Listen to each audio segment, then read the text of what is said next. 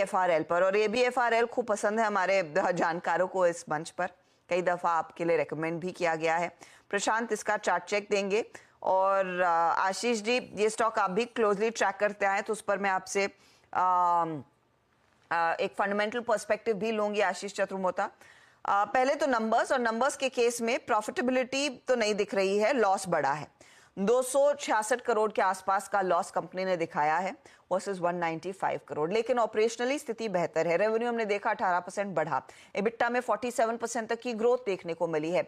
Margin 6.7% से बढ़कर nearly 8.3% पर आए हैं, तो वहां इंप्रूवमेंट देखने को मिला है। कंपनी की तरफ से बयान क्या आया है? कंपनी कहती है कि कमजोर डिमांड एनवायरनमेंट में इनका अब ध्यान प्रॉफिटेबिलिटी को बेहतर करने पर रहेगा। कंजम्पशन डिमांड पिछले 6 से 8 क्वार्टर्स में स्लगिश है, धीमी है, फीकी है। कंपनी ने इनफैक्ट अपने टोटल नेटवर्क में 4664 स्टोर खोले हैं। FY24 के लिए नेट डेट जो टारगेट कर रहे थे वो अचीव कर लिया है। इस समय net date at the end of the year 2862 crore के आसपास है, और हम सब जानते हैं वो बड़ा डीमर्जर जो हो रहा है इस पर्टिकुलर ग्रुप में। पहले तो आशीष चतुर्मोता, ABFRL नंबर्स पर और ये जो बड़ा कॉर्पोरेट एक्शन कंपनी कर रही है उस बेसिस पर अब स्टॉक में क्या करना है, बताइए।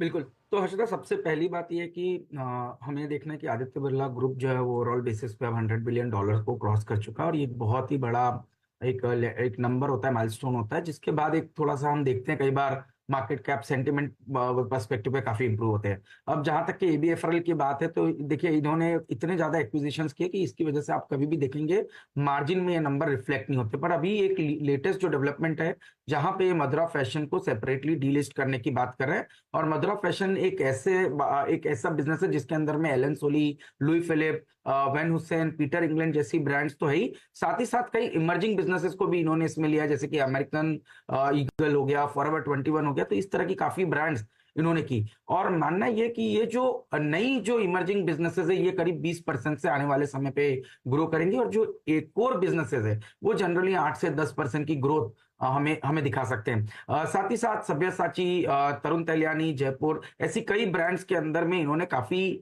सिग्निफिकेंटली इन्वेस्ट किया। इसकी वजह से आप देखेंगे हमेशा मार्जिन प्रोफाइल इनकी नहीं रही, लॉस कई जगह पे रहा, और उसी सेगमेंट में ट्रेंड जो कंपनी थी उसने एक जबरदस्त री रेटिंग दिखाई। बट अब क्योंकि एक वैल्यू अनलॉकिंग हो रही है, एक डीमर्जर हो रहा है, मुझे लगता है काफी एक अच्छा इंटरेस्ट इस स्टॉक में आता हुआ देखने को मिलेगा। तो मेरा भी मानना है कि बहुत लंबे समय के जो अंडर परफॉर्मेंस रहा अब एक कैचअप होगा, और स्टॉक इवेंचुअली 360-370 की ट्रेजेक्टरी को क्रॉस करता हुआ नजर आ सकता है। ये फिलहाल AB फैशन पर एक पर्सपेक्टिव।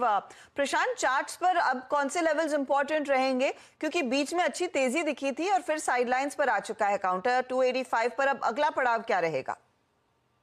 तो हर्षा जी, कल और परसों हमने ऑलमोस्ट देखा कि 300 के लेवल पे यहाँ पे एक स्ट्रॉन्ग सेलिंग आई है, सस्टेन नहीं कर पा रहा है। तो ओवरऑल दो सलाह होगी, एक तो जिनके पास पोजीशन हो शॉर्ट टर्म के हिसाब से वो स्ट्रिक्टली 280 275 के बीच में एक ट्रेडिंग स्टॉप लॉस लगाए, और कुछ भी नीचक रिएक्शन आए तो एक बार बुक करके बाहर आ जाइए।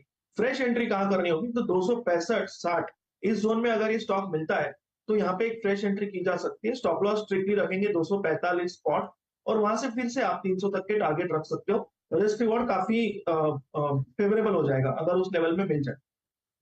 ओके, तो ये फिलहाल आपके लिए AB फैशन एंड रिटेल, और ये स्टॉक वैसे भी हमारे रेडार पर बिग स्टॉक के लिहाज से है, तो उस पर भी आपकी नजरें होनी चाहिए। अच्छा, अब